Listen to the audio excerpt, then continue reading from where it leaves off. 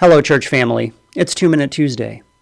Back when I was a counseling intern, one of my clients was a young woman who was heartbroken over a guy. They'd had this brief, intense relationship, and then without warning, he cut off all communication.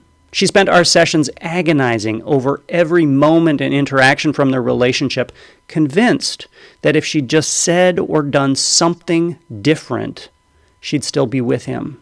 She was stuck. She believed that the master plan for her life had gotten derailed and her life was really on hold until she could go back and undo that one error.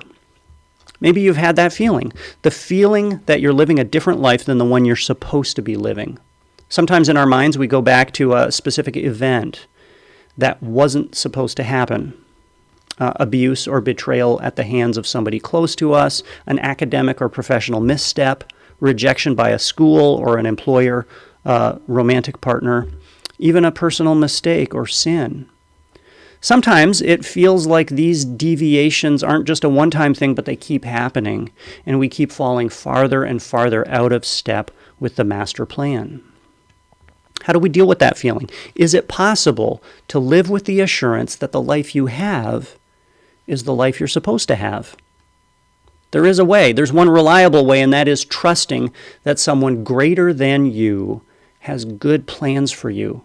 In Romans 8, verse 28, Paul writes, "We know that in all things God works for the good of those who love him, who have been called according to his purpose." This, of course, begs the question, what is God's purpose? God's purpose for all of us consists of three things: drawing us closer to Jesus, making us more like Jesus, and making Jesus known in the world around us. Living according to God's purpose, then, starts with loving God. Sometimes we think we can't love God until he gives us good things. But what Paul reminds us of is that God is always doing good things in us and for us and through us, even when we don't see it. We just can't see everything God sees. We can't know everything God knows. When we demand to see the positive outcome of every event and experience, what we're really doing is demanding to be God. The only way really to live without crushing disappointment and regret is to let God be God. That means trusting that God knows what he's doing, trusting that God loves us, and trusting that God's purposes are good.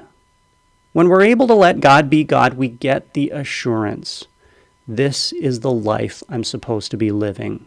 And we get the peace of knowing that we can't mess up or miss out on God's good plans. In the end, what's even better than having the life we planned is knowing that this is the life God planned for us.